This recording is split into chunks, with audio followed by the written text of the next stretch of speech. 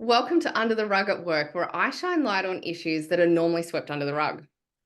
Today, I'm chatting with the wonderful Trang Nova about racial diversity in the workplace. Trang is a TEDx speaker and a mentor for those who know that they're made for more. Thank you so much for joining me, Trang. I'm really excited about this chat. Nicole, thank you for having me. I'm really excited as well. And there's a lot that I know that we can cover in this conversation. Before we jump in, though, can you tell us a bit about your background and experience? Yeah, for sure. Where do I start with this? I would start with out of school, I went down the path that like my parents, my environment, my school told me I should do. So I went into physiotherapy because, to give you a bit of background, I am Vietnamese Australian. So my parents are immigrants from Vietnam. I was born in Australia. But yeah, my dad's a doctor, my sister's a dentist, and like there's certain cultural expectations of what career I should go down, especially because my parents, they came from poverty and war, so they are really focused on like having stability and having security in our career. So yeah, I went into physiotherapy, graduated from university, practiced for a few years before going through a full quarter life crisis at age 24, where I was thinking, is this it for the rest of my life? Am I going to be between four walls, seeing patients in, out every 20 minutes? Is this going to be what the rest of my life looks like? And in short, it's quite an extensive story of like, all the bits and pieces. But in short, I decided that I felt like I could become more and do more. In particular, like the potential that I could fulfill, as well as how I wanted to impact and what I wanted to do to contribute to the world more. So I wanted to expand the way that I worked with people and expand from just working with people as athletes, because I was also a running coach and a strength and conditioning coach at the time. So I was working with people as athletes, but I wanted to expand that and work with people as human beings and like really go to a deep, comprehensive level, help them change their lives. Because how I saw it was when enough people can thrive in their lives, then humanity will thrive. And when humanity thrives, then the world will thrive for all of us and for future generations. So that's when I pivoted out of physiotherapy and then I went into life and business coaching. And that's what I do now: life and business coaching, mentoring, speaking, and really helping people to fulfill their purpose and their potential through the lens of business, especially service-based businesses. I feel like there is just so much of a ripple effect where people can touch so many lives through their businesses. And that's what fills up my heart. And that's what I get to do now. Oh, fantastic. And I totally hear you with the quarter life crisis as well. I the same thing and went, oh, is this this? Is this it? Like we need to be able to do more. It can't just be the 9 to 5 or the 8 to 6 or yeah, having that bigger impact. So thank you for sharing. And it's so incredible that you're able to do that now. And I know that you share more in your TEDx talk as well. So once that's Mm. available, I'll make sure that that's in the show notes too. Yes, that'd be great. But can you share what the benefit of ethnic and a culturally diverse workplace looks like? Yeah, absolutely. And like I'd love to even preface this with, mentioning that my TEDx talk was talking about like diversity and inclusivity, especially in the personal development industry, which is the industry that I'm in. And the reason why this is something that I'm so passionate about is because, like I mentioned before, growing up, there were cultural expectations about what I should do for work. And I often say that, like, when I was in school, my career options presented to me were to become a doctor, a lawyer, or a disappointment. It was like one of those options. And so that's why I went for physiotherapy, because I wasn't so clinical minded and I wasn't really interested in law or accounting, but I was quite sporty. So that was the middle ground. And now I've been working as a life and business coach full time, like working for myself full time for the last 4 years now. And yet my family, they still ask me, so Trang, what exactly is it that you do again? And they don't actually understand, and they don't have the awareness of like this entire industry and the work that I do, because there is such little representation in this realm. Like I said, especially in the world of in Asian culture, it's like, yeah, doctor, lawyer, accounting, engineer, like that's kind of the expectations.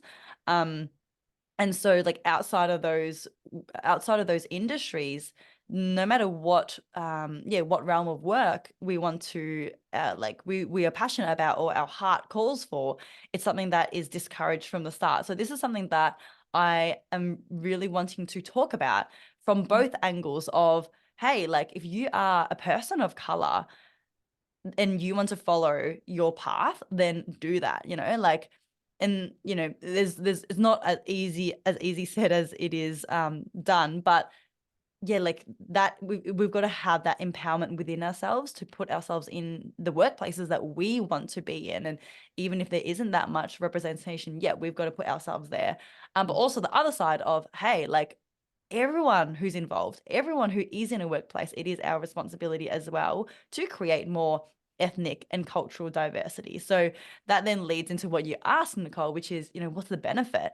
And I think the easiest way to describe this is essentially thinking of sport. Like, as you can tell, I came from a sporty background.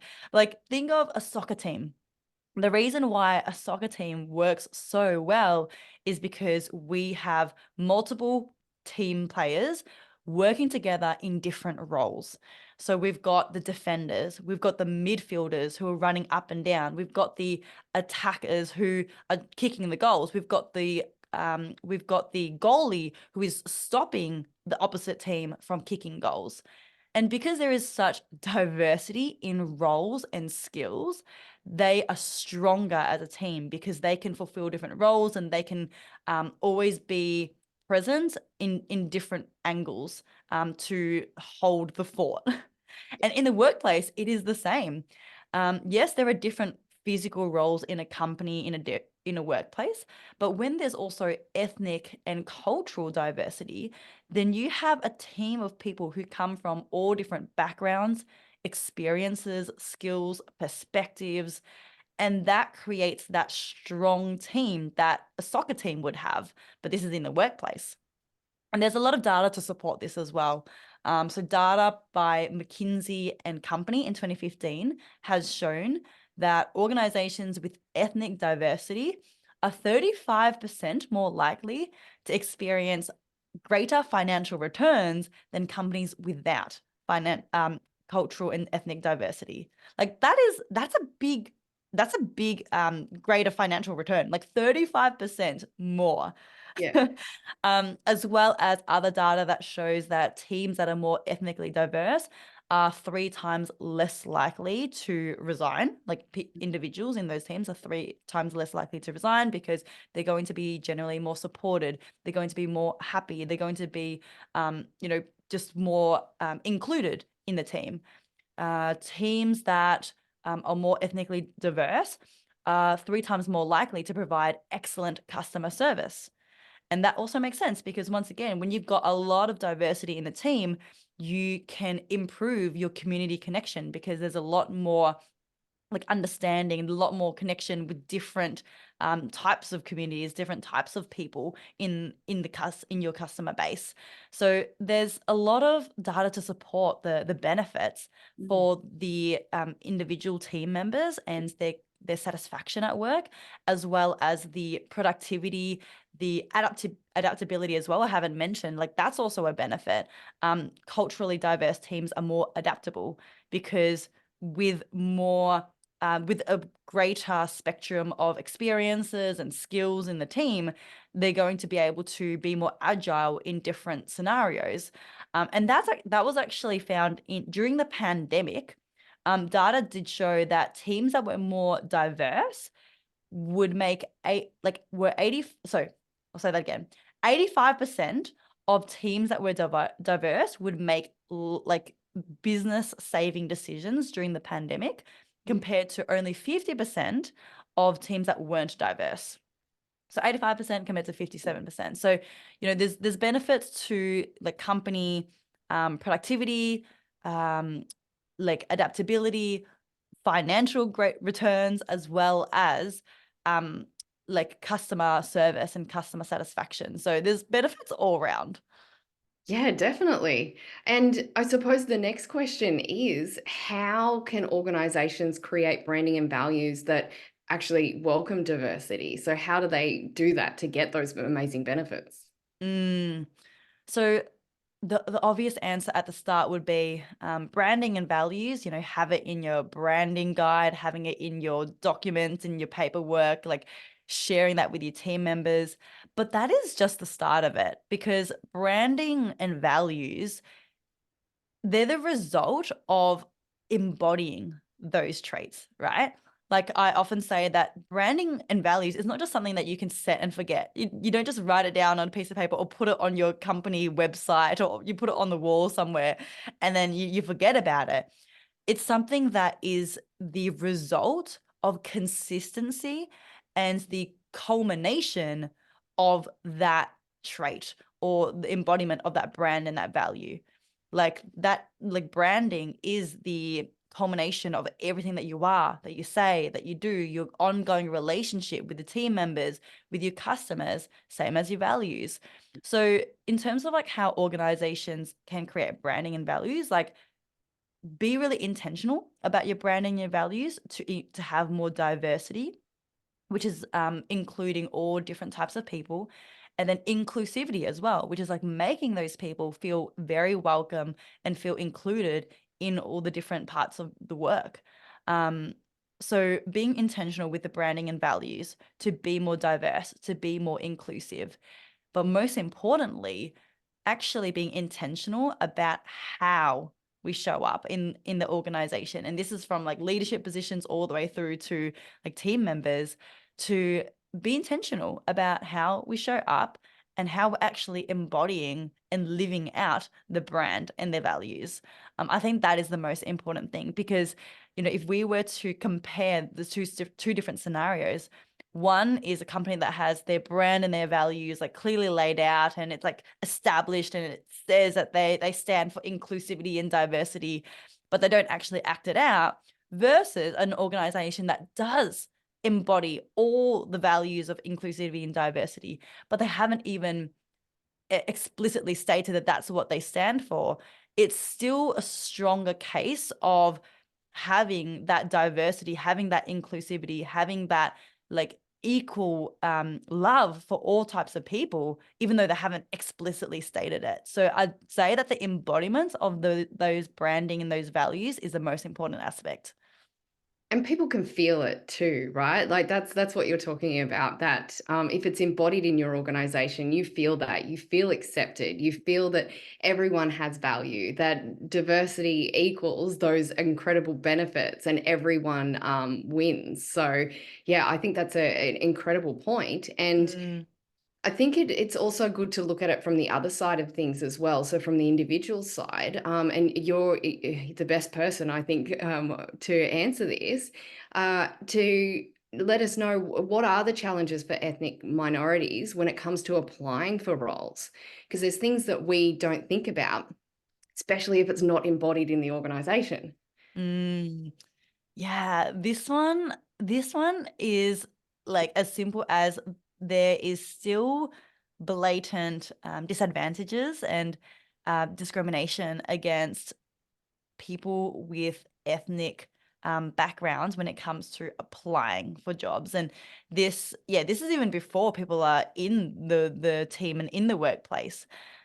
Interestingly, I've been quoting this study so much because previously there's been talks about how there's discrimination and people with ethnic names might not be considered as much as people with white or Anglo names. But then up until last year, there was a lot of talk about it, but people weren't sure if it was actually real. Like they're like, oh yeah, are you just imagining this? Is this just something that you're exaggerating? But last year there was a study that found this to be very real. And this study was conducted in Australia, where over 12,000 job applications were sent out to 4,000 job advertisements.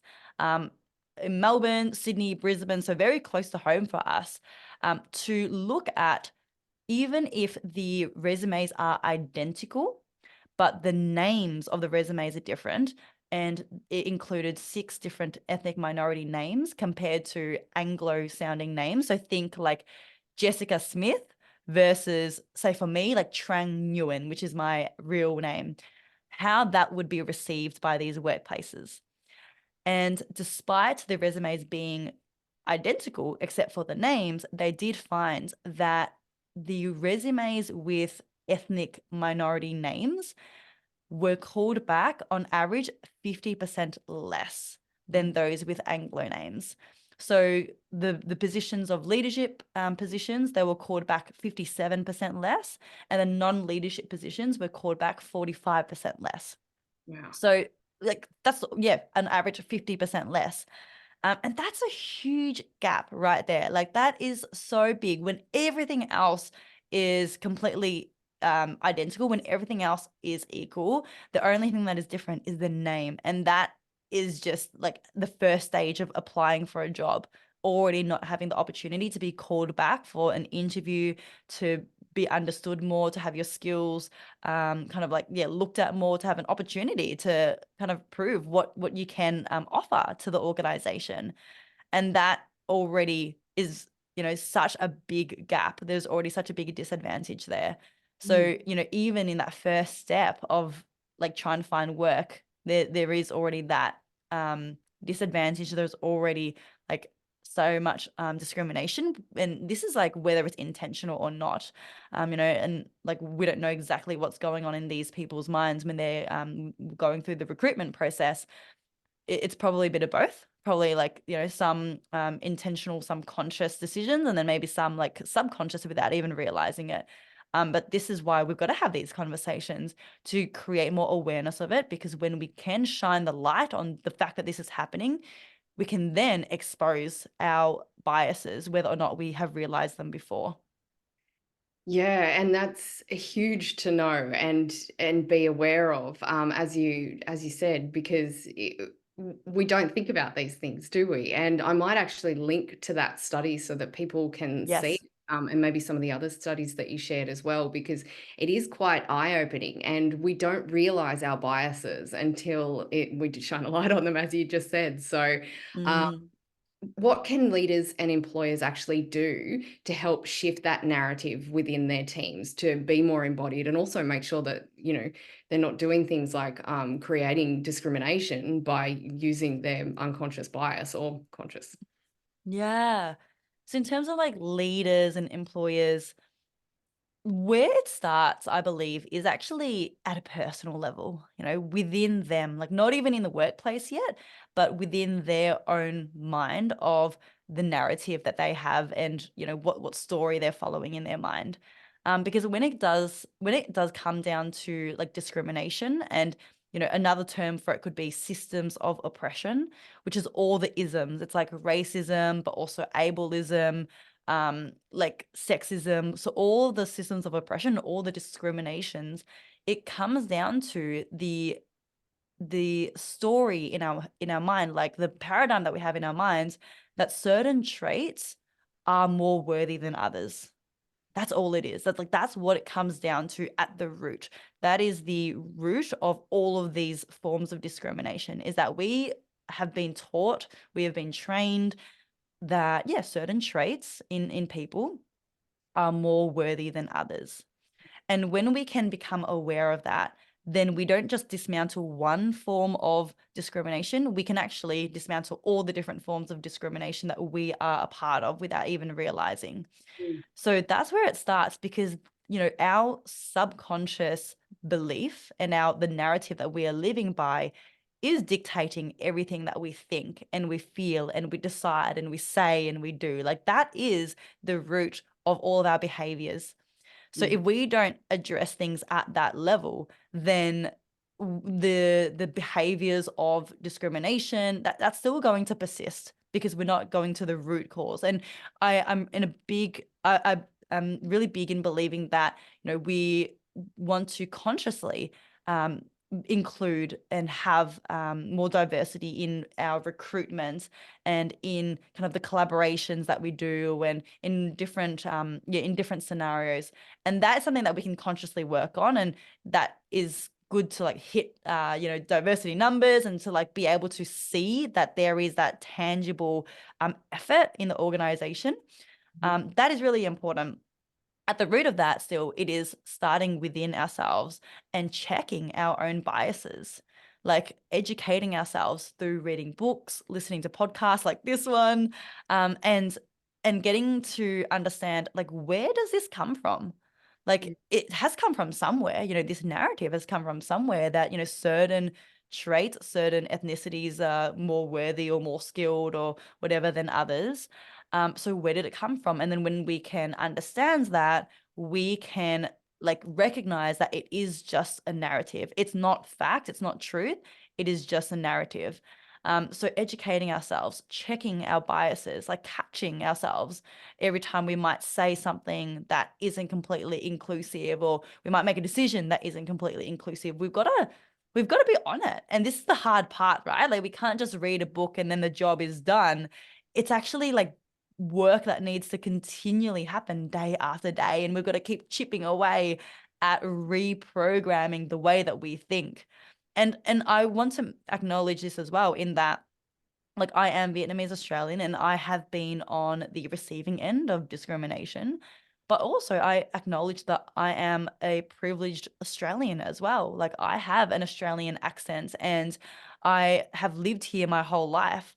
So I get what it's like to almost be scared of concepts or people who are different, that like we're not, that we haven't come across in our lives, and we just haven't seen represented in the media. Like it's very I think natural of us to be scared of that.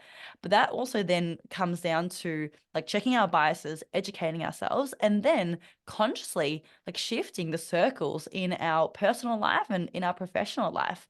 Because if we are aware that it's just simply a familiarity thing, then why not like become friends with people from different backgrounds, from different cultures? Why not go and talk to someone at lunch who you wouldn't usually talk to? And why not consume media, read books like from all different ethnic representations? And when we do that, we can start to reduce the gap of perceiving certain groups of people as other, and we start to see them as, hey, we are all the same and we are all human, and that makes us 99.9999999% the same. And we have so much more in common than what we would perceive as we have not in common with each other. Yeah. So yeah, like really educating ourselves, becoming aware of language that is inclusive versus language that might actually be separating us from others. And it really starts within. And I think that's where it begins, because when we start with that, then that has a flow-on effect to everything else that we do and we say and we decide in the business, in the organization. And then that then creates an example for others who we're working with as well. It's kind of like what I was saying before, right? Like we can have all the branding, we can have like all of that laid out, but unless we are showing up as someone who is, completely supportive and inclusive of everyone, like until we are actually showing up as that person, we're still going to be perpetuating discrimination and, not actually having diversity and inclusivity in the workplace. Yeah. Incredible points. Thank you so much, Trang. I really appreciate you coming on the podcast. I have thoroughly enjoyed this chat, and I can't wait for your TED Talk when that one comes out. But if people want to learn more about you and get in touch, what's the best way for them to connect with you? Yeah, for sure. My website is simply trangnova.com. So that's just my name.com. And then in terms of social media, I'm most active on Instagram. That's like my second home. So it's at trang_nova. Fantastic. Thank you again, Trang. Really appreciate it and look forward to connecting again soon. Cool. Thank you, Nicole.